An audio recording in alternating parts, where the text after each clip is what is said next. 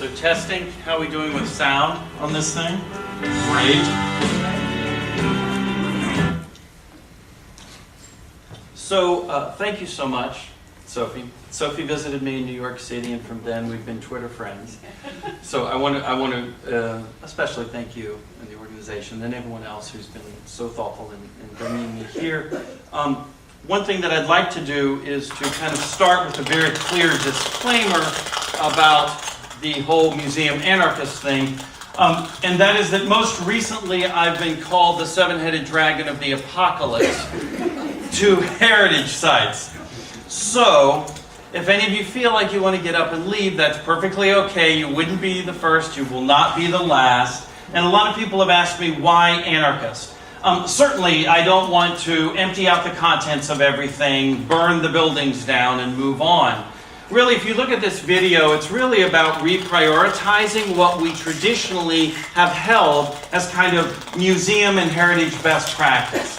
And that is that we start at preservation, we go to collections management, and if we have enough money and enough energy, it goes down to education and visitor experience. And usually those are the people that are paid the least amount of money in the total hierarchy.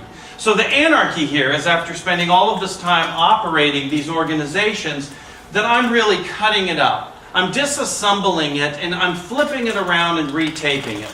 And so Deb Ryan and I are saying that this reorientation is what's anarchist about this whole concept.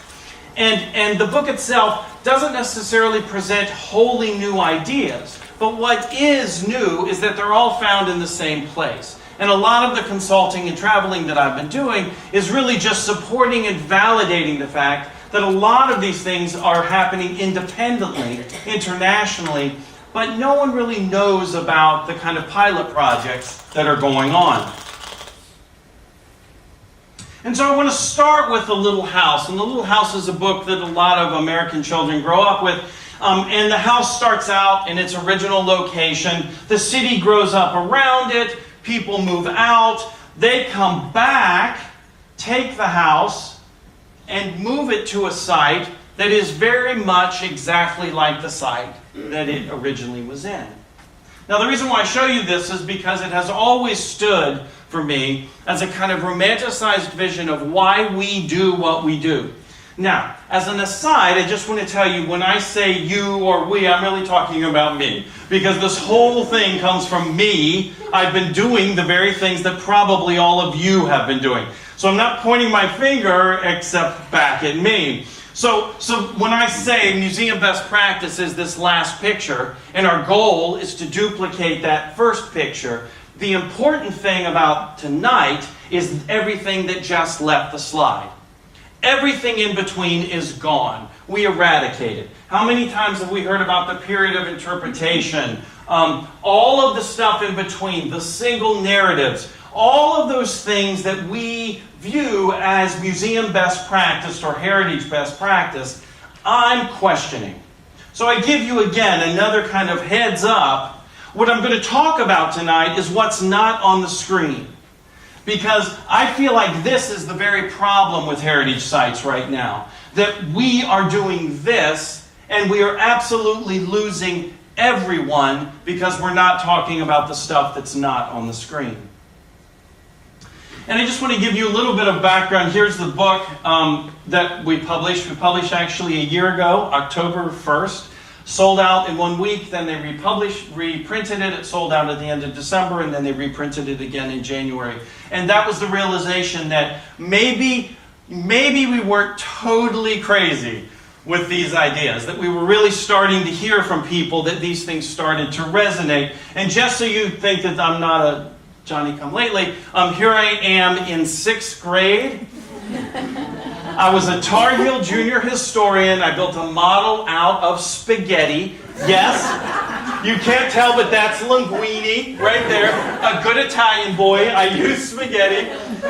And I won some award. I don't know what it was, but then I was hooked. This was a house that was going to be destroyed. And it was in the paper, so I went and I studied it and did drawings, and then I built the model. So all of the stuff I'm talking about tonight really comes about from just a lifelong love of heritage, particularly domestic spaces, small spaces. And that paired with my anthropology has really kind of produced, I would say, a kind of odd way of viewing heritage, because I view it from outside and talk about it as a kind of observer. Now, all of the research that we did for the book, and also my own consulting business and work that I've done, we really came about with 5 critiques. And it wasn't as though people said, oh, we've got 5 problems with heritage sites, here they are. What happened is we started to get the same kinds of critiques over and over and over again. And these 5 critiques are in the book. They're the kind of 5 chapters of the book. I'll describe a little bit later why that is. But each one of these critiques came from a kind of coalescing of what generally people were saying about heritage sites and cultural sites. And the first critique is that these sites are really disengaged from their communities. They may say that they care about who surrounds them, but they're really disengaged. How many times have you heard, I didn't even know that was a museum? Am I invited? I thought I had to be a member. It costs too much money. Those are for rich people. Those sorts of things started to talk about the real strong disconnect between our cultural institutions and communities. The second critique is that most people, when we would go and ask for money, would say, well, didn't I just give you money for that very same thing a few years ago? And of course the answer is yes. And we have to start to kind of try to convince them that these are ever-present needs for preservation. And one of the critiques was, well, you know what? It seems like all you're asking me for is preservation money and collections money, and you're not asking me for anything to help with programming, to help with people, to make the visitor experience something special. So the second critique is that preservation dominates both of the artifacts and the architecture. The third critique is poor communication. Most people said they never heard from any of these sites. For many sites, a rat card is the kind of height of kind of communication. We'll talk a bit more about that as well. Or it's a handwritten sign taped to the front door of the house itself. The fourth critique is that things are really narrowly curated. And what that means is that no one believed that people actually lived in those sites. No one believed that the fort actually looked like that, or the barracks actually looked like that. That we have, in our attempts to be accurate and to convey educational information, have really pushed aside all real qualities of habitation. And the term we use is over-curation. That we as a professional practice have made things so perfect, so clean, so beautiful, that no one believes anyone actually used that site. And the fifth critique is that they were just boring. And this one really always hit me hard, because I thought I was doing like fun, cool stuff, and it turns out that the history nerd doesn't always know what is fun and cool. And so a lot of the research that we targeted was to find out what that meant actually. What in the hell was boring? What did it mean? How do you define it? And how can you make things not boring? Again, I won't be talking about this tonight except tangentially. Tomorrow, the workshop that we'll be doing, I'll be giving a 45-minute talk on the Anarchist Guide principles, and we're doing a half-day workshop. And each one of you has an anarchist tag sitting on your handrail. Those are things, crowdsourcing comments during the workshops that help us start to get to a lot of these critiques. So all of this research, all of, up to this point, has led me to this great painting, which I love, and I do visit it, and it didn't occur to me until, well into the research, that we are the scientists here wondering why the cow isn't interested in the two-dimensional painting of the cow. And we just keep asking ourselves, well, how can we get this cow turned on to the cow, the two-dimensional cow? Now, this is important, because this meta-relationship, this space between the wet nose of the cow and the two-dimensional image of the cow, is where we live and work. It's where we do all of our energy. That is professional practice. Now, the problem is that no one talks about that space in this meta-relationship. We talk about authenticity. We talk about visitor experience. We talk about management and preservation. But we don't talk about that space which clearly this picture is suggesting is a gulf that is not being covered. The great bridge on the Sydney Harbour has not been made between the nose of the cow and the painting of the cow. So what this led me to do is to start looking outside of heritage sites, outside of things that I was doing, and looking at great things that other people were doing, mostly outside of museum best practice and heritage sites. And we'll talk a little bit about this further. I think we must consider who Thomas Jefferson was. The idea that Thomas Jefferson could have had a young mulatto mistress in a house overflowing with young children whom he adored is inconsistent with everything we know about the real Thomas Jefferson. His granddaughter Ellen said that there are such things as moral impossibilities.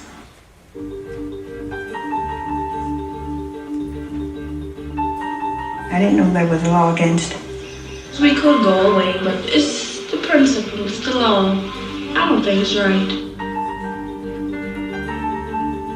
They sentenced us to 1 year in a state penitentiary. What are the things that can only be done together by man and wife that they can't do in Virginia? We pinch ourselves and say we're handling a major civil rights case. I'm not going to divorce. Maybe we'll lose the small battles and win the big war. These were two women that had been together 42 years. Normally a wedding is the beginning of something, but this was a culmination of a lifetime together.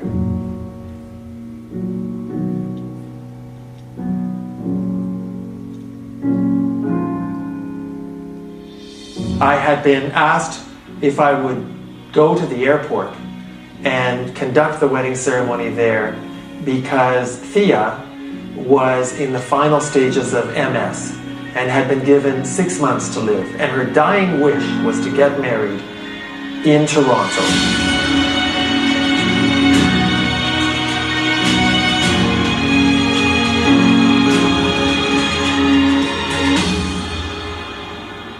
No one could have predicted that Edie, following Thea's death, would be courageous enough to take on the entire same-sex marriage battle on her 83-year-old shoulders and face the Goliath of the Supreme Court and win.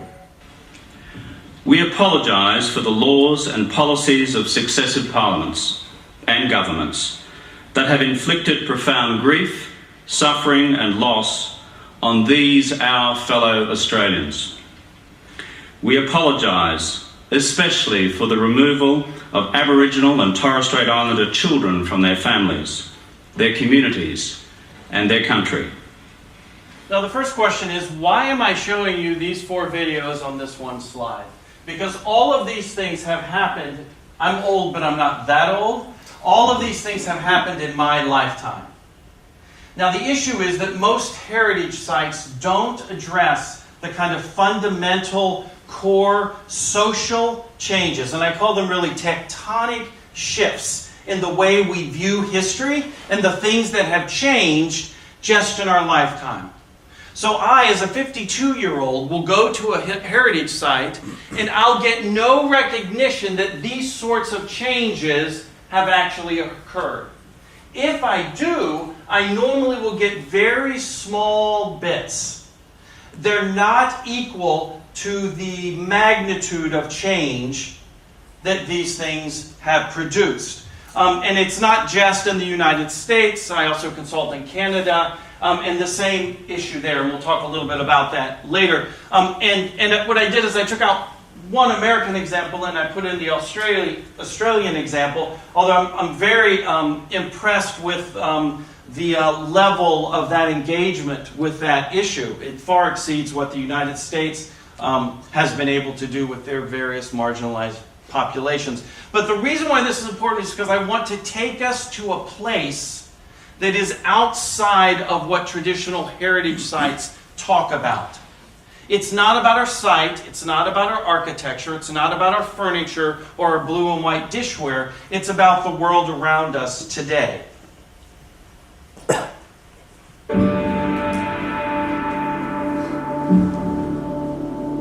I had thousands of photos, but I've been doing it for months and nobody was paying attention.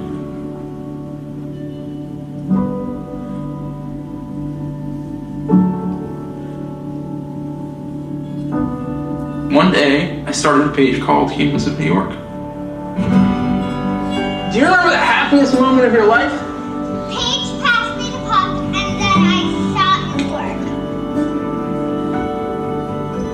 Where in Iran were you from? So you have really plain looking underwear. Like super plain. That's a great quote. Like the real. I have really plain looking underwear.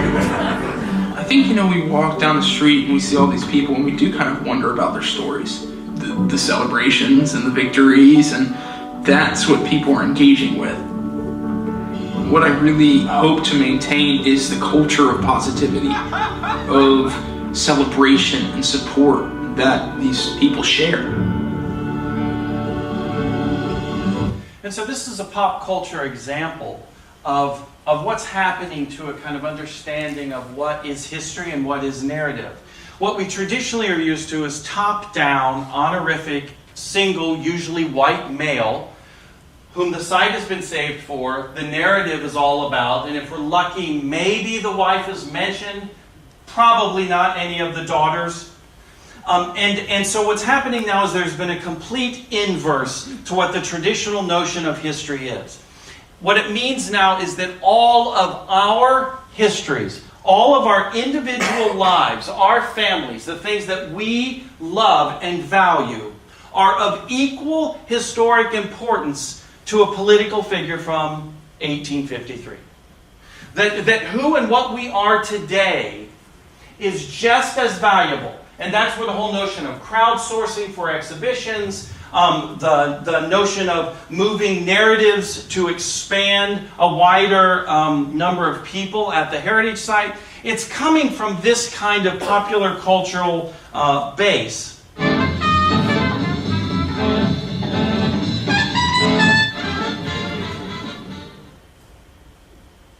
Open House is a unique event space. It is a collaboration with the people of York, Alabama, to transform a blighted property in York's downtown into a new public art project that has the shape of a house but can physically transform into a 100-seat open-air theater free for the public. Cool, right?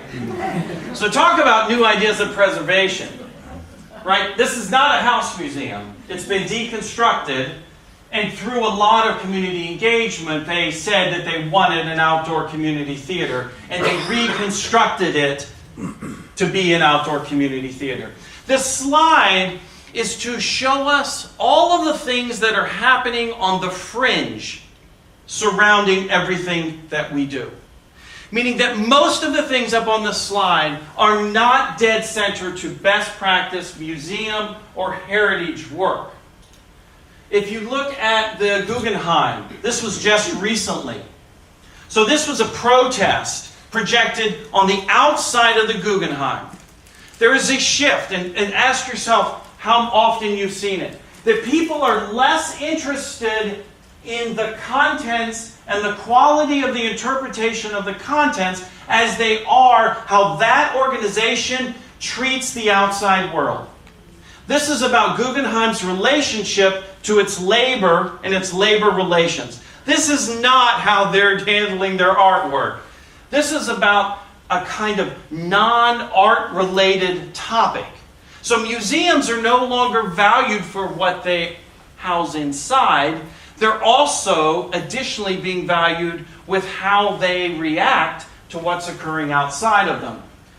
This is at Harvard's President's House. There's a whole movement, and it's not just in the United States, called guerrilla historians that are taking the names of native peoples, of slaves, and they're putting them on top of monuments to kind of force the fact that they want the narratives to be expanded. I think many of us know about the Black Lives Matter movement in the United States, the re-tagging, the kind of ownership of these ideas, the movement to remove these monuments, to change street names, to take away school names because of their relationship to history. And you know, same-sex relationships are not something right now. I mean, I know that Australia's dealing with it right now. We dealt with it maybe just a year ago. But this is a book that's just been published about 2 women in colonial America who introduced themselves as being married. It's just that that information was not documented in a book. And then, of course, this supports the Facebook pop cultural reference. You know, all of us can take $200 and you can find out your DNA and your heritage. Genealogical societies are starting to close because it's going on the web, it's being decentralized, you can do it yourself, and you can also support it with DNA research. So all of these things are kind of happening on the edge of what we do. And so when we talk about narratives and visitor experience and what people are bringing to our sites and our museums, we really have to understand the complexity of changes that are happening in the world around us. And this is fun because these are the radical brownies in San Francisco. You have something like brownies here, right? Yeah. You have brownies, okay. Australian brownies. Well, these are radical brownies. You don't get badges for needlework, you get badges for social justice, for community service, stuff like that. So it's another reference to show us that really deeply embedded institutions are having significant change pushed upon them.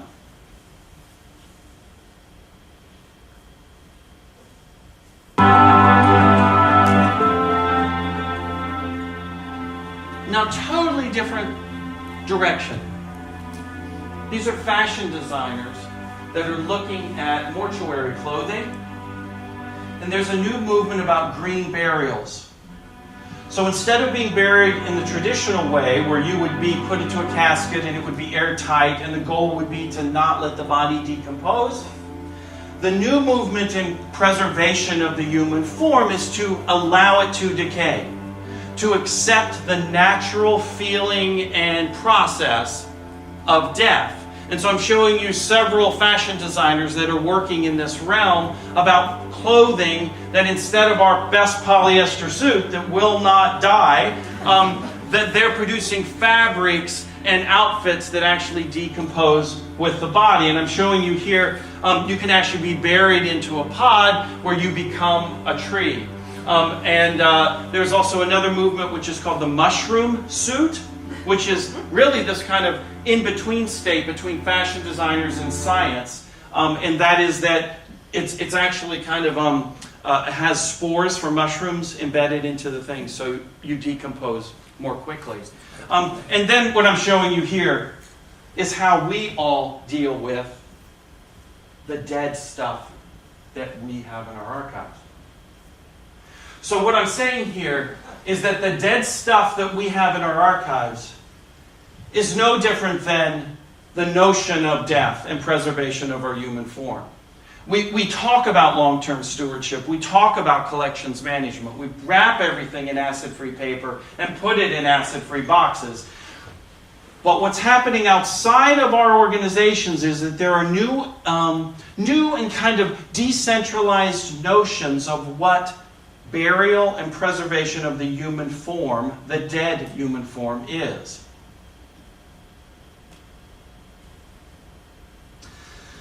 Now, this is a contemporary artist who just became Dean of Preservation at Columbia University, so that tells you what's happening. And he does something called the ethics of dust. So remember me talking about the inverse of what is history? The big, honorific. Now we're flipping it. It's decentralized. It's all the granular. All of us are important. Well, this is Jorge's ethics of dust. He takes latex, covers artifacts, pulls off the dust and the dirt and the grime, which, by the way, we normally throw away, And now what happens is, this is in the Victoria and Albert Museum, it becomes an artifact in itself. So here we start to see the gap being bridged, right? That natural decay and dust that would have been thrown away, except for if you have any archaeologists out there. I know the privies are like the best, you know. So this is very different. So what he's doing is he's saying that the natural decay and living of the artifact is just as worthy as the artifact itself. And just to show you that, yeah, I'm into it. This is one Saturday, September, I think it's 1st, 2012. That is one Saturday's worth of vacuumed dust and dirt out of our apartment in New York City.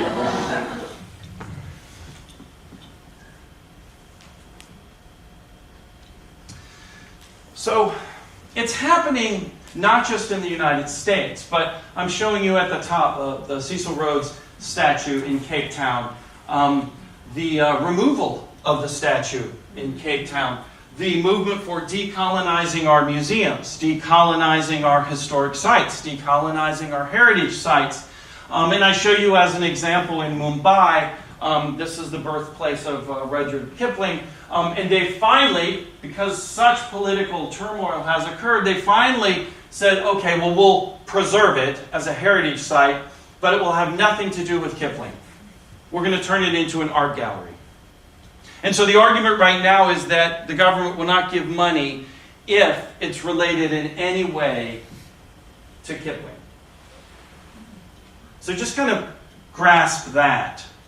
See, the decolonizing of these institutions and these heritage sites are not just happening, you know, in the United States or in Canada or in Australia. This is happening all over, that the kind of change that's occurring, remember the flipping, the inverting of what has been traditionally known as history, is having effect on what we actually have to preserve. What we actually are spending our time and our money on. And if we decide that it is not worth it, or politically it's a problem, it gets removed. Now, we're not going to get into the discussion of whether that in itself is a problem, but this is occurring. And I'm sure that we're all aware of the damage that ISIS produced with multiple museums and heritage sites. The top videos I'm showing you are a contemporary artist, and she took 3D printing and reprinted the sculpture that were destroyed. Now, what's interesting, if you look kind of at the tail end of that sculpture up there, there's a computer chip embedded into it. It's the understanding that this too can be destroyed, and that you can take the computer chip and redo it in 3D printing. So there's questions of authenticity here. Reproduction, preservation, restoration. What is value? What is heritage? What is the thing that we are preserving? The artifact or the legacy? And then right here we have, it's a completely digitized, but then I love the fact that at the very end, it's artists putting it together with their hands in their X-Acto blades. It's a total reconstruction of King Tut's tomb that traveled with the sarcophagus. And I'm showing you here some of the damage that ISIS produced. So what you're seeing here again, from contemporary artists, you're seeing a kind of reanalyzing this whole notion of authentic. And what is authentic in the experience, and what is valuable to preserve. Now, some just around the corner things that I want to show you. This is one that is on the horizon in Birmingham, Alabama. This is the Museum of Lynchings and Mass Incarceration. What's interesting is each one of these jars have been filled by family members, descendants of people who were lynched in the United States, with their names on it. So it's the soil under which they were lynched. Their names were put on them. And so this Museum of Lynching will be this. Now this in itself starts to question artifact, preservation, legacy, meaning, community engagement, social justice, everything. What this doesn't do is it doesn't necessarily talk about it from the perspective of traditional heritage or traditional museums.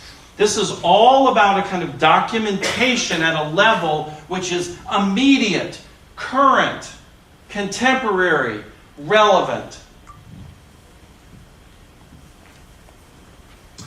The War Childhood Museum in Bosnia. This is a really fascinating museum that's on the horizon. These are artifacts of children who grew up in Bosnia during the war, and they have their stories associated with it. So for instance, that burnt out book, this is a child who loved to read, but the library was blown up, and it was the only book he could find. So he grabbed it and he held on to it. So again, these artifacts, even though you can say, well, that's no different than what we have in our museums, and there's a level of kind of immediacy about this. It's also supported by the fact of their mission.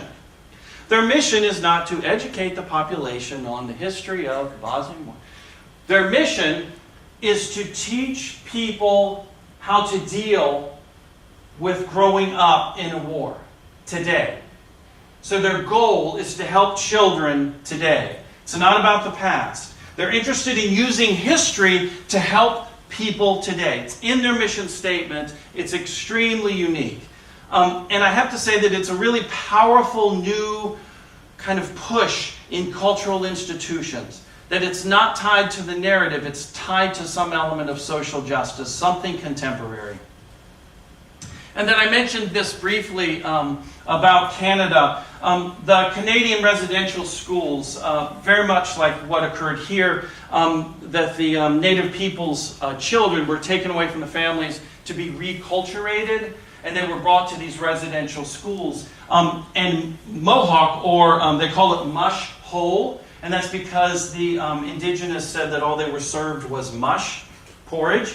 And so they're now in a great debate that this may be the first heritage site that documents this difficult history in Canada. So this is a really kind of significant turning point about heritage sites in Canada. It's not about kind of honoring the kind of national identity now in a very kind of openly positive way. This is about memorializing some difficult history that occurred. And so this is really fascinating. This would be the first heritage site really in Canada that would be addressing this at the actual site that it was occurring. And of all places, Pittsburgh. This is another interesting cultural organization. It's called the City of Asylum. And what it does is it invites writers and poets, prose and poets, to come and live in a series of row houses in Pittsburgh. And not only seeking asylum are they allowed to live and work and produce, but they also use the houses as kind of documentation of their ideas and of their stories. So here we have not just the preservation of it as a historic artifact, it is present. It in itself is a contemporary element as a part of the larger picture of what the City of Asylum is about. So if you go there, you're looking at the manifestation of individuals who have lived in that house. Their poetry and their prose is on the house. How many of you have heard of the Museum of Broken Relationships? Now this started out as a pop-up museum. And it also won, I think, an award in Europe as like Best New Idea or something like that. But what's interesting to me is now there's a permanent one in Croatia, and in Los Angeles they just opened up another permanent location. So for instance, a woman's wedding dress is crammed into a mason jar. She's done. Another person has a pair of men's underwear, and the only text box that was associated with it says, "One size too small." And then again, you know how I like these meta relationships. Somebody turned in, and this is interesting, remember the Facebook thing, crowdsourcing? Somebody turned in an artifact which is the receipt of her and her boyfriend going to the Museum of Broken Relationships when he broke up with her.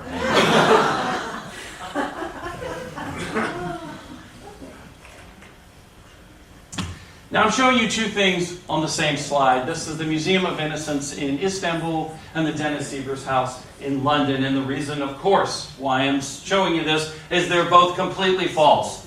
They're both completely made up. And they are both massive international destination points for people traveling around.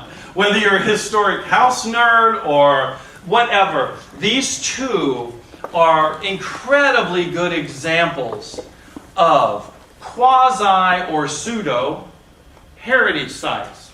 And they really should be studied from that perspective.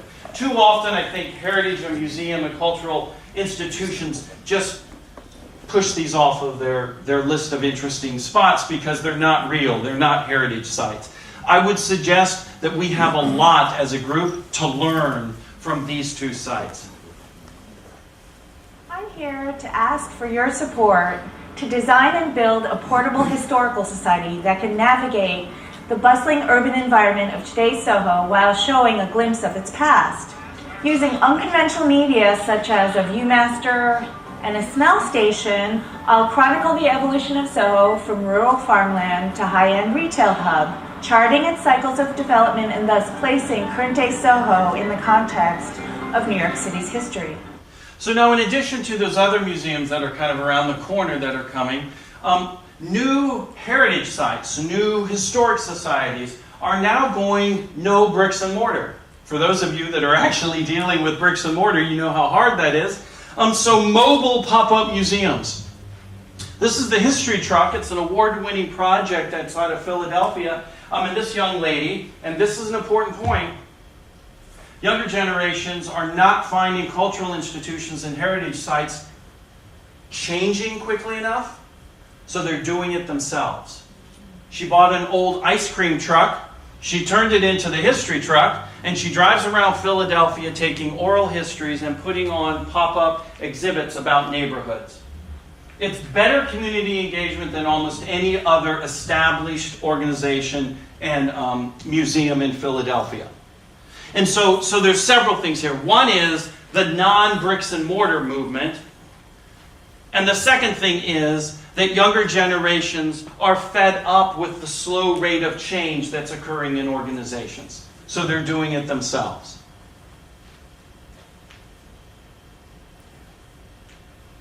Now these are just some of the things that I've been involved with, that other people are doing, and it's transforming heritage sites which are traditionally, I don't know, they could be house museums into salons for social justice, establishing diversity boards, of course bilingual, changing your programming to involve naturalization ceremonies. This is Lincoln's Cottage, which was a house museum, and now they deal with international slavery and the sex slave trade. And so this is at the Hull House in Chicago, which is dealing with the legalization of prostitution and then the history of brothels in the area. And this is in Cliveden. What they're doing is they've taken out their period room, which was a kitchen, and now they have intense community engagement conversations, and they call them kitchen chats. So the reason why I'm showing you all of these things is that here are organizations that are piecemeal, kind of transforming the very kind of nature and quality of how they do business. And it's no longer just the standard model of a heritage site or a cultural institution.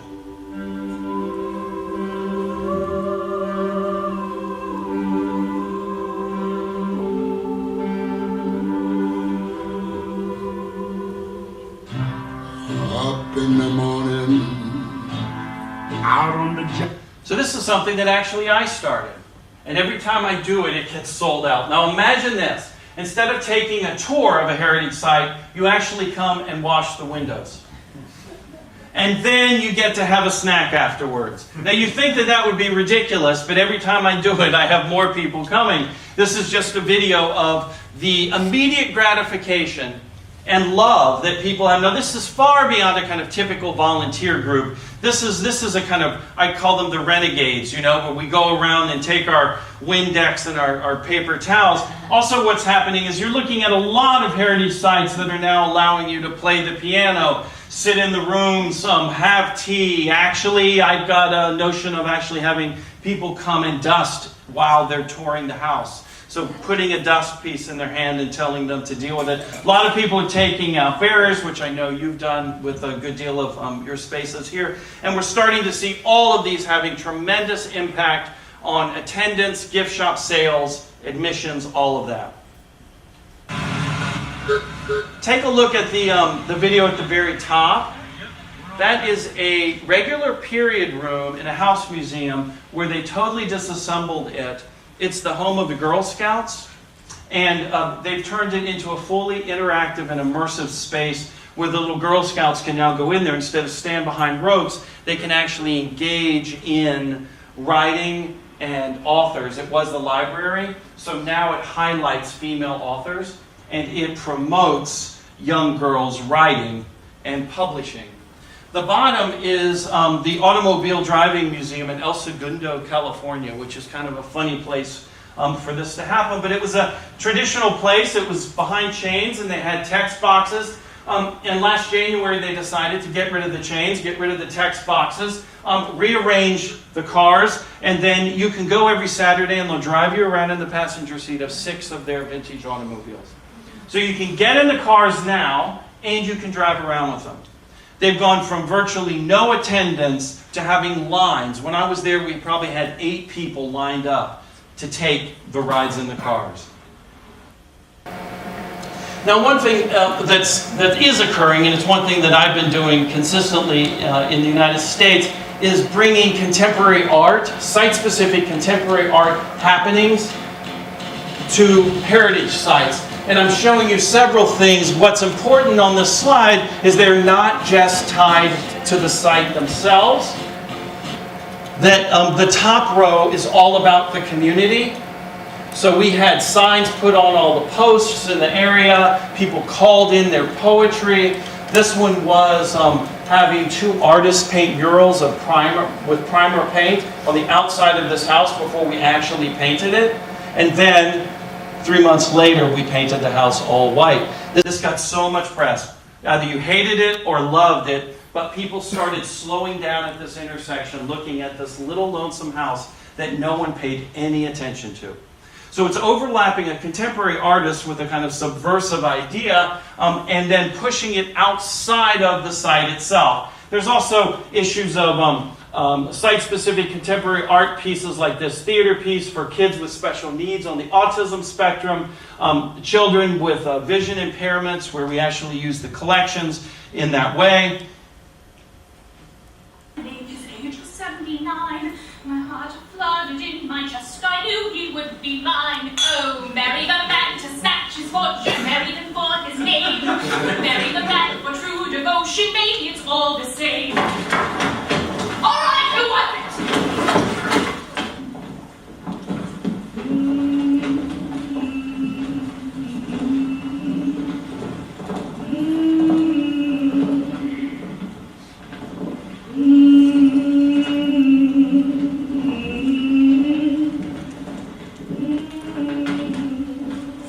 What is a virgin?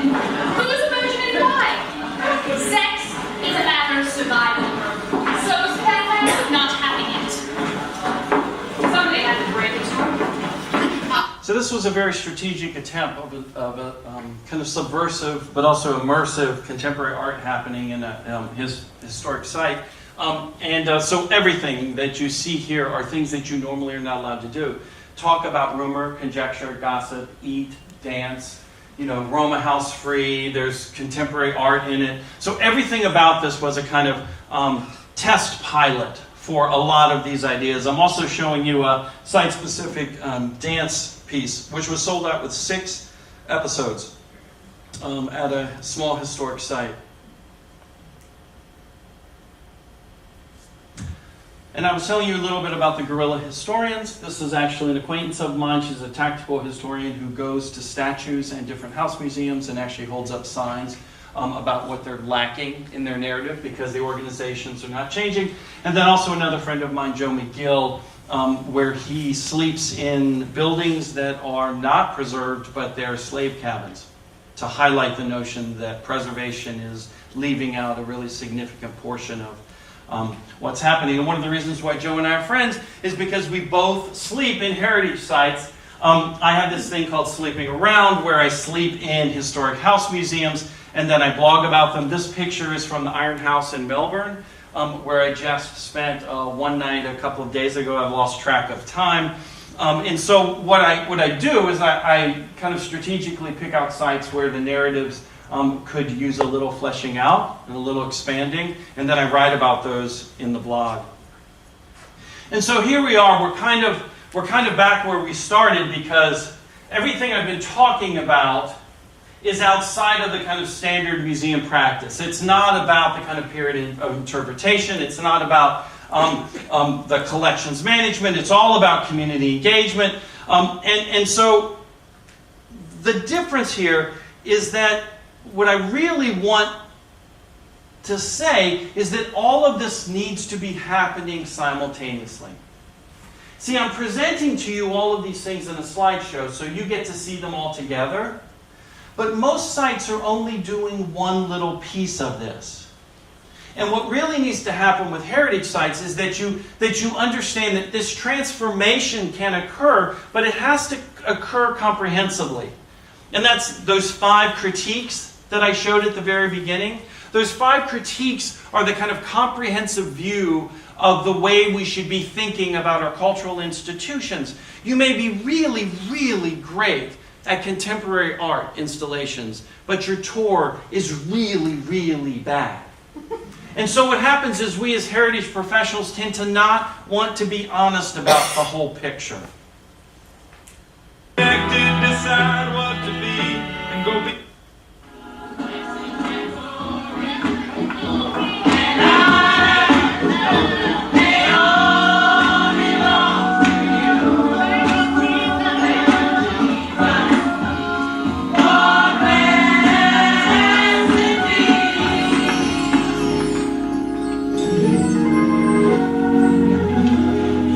For a home will commemorate the lives and the stories that homes contain. Think of your home. Think of your house. The stories that are told.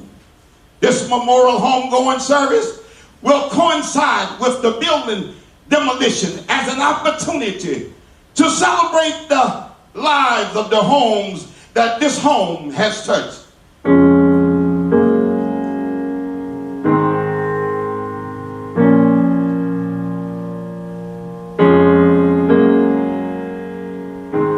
Try to think about it as if this is the last year of this home's life. And so this is an opportunity to commemorate the stories and the families that lived in that home, and to give it a proper memorial service. We are here to remember the past. We are here to reflect on the present. We are here to look for the future.